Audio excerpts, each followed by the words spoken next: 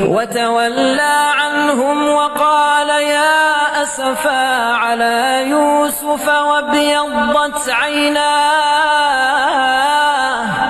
وابيضت عيناه من الحزن فهو كظيم.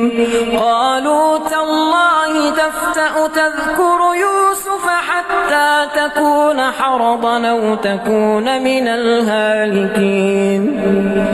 قال إنما أشكو بثي وحزني إلى الله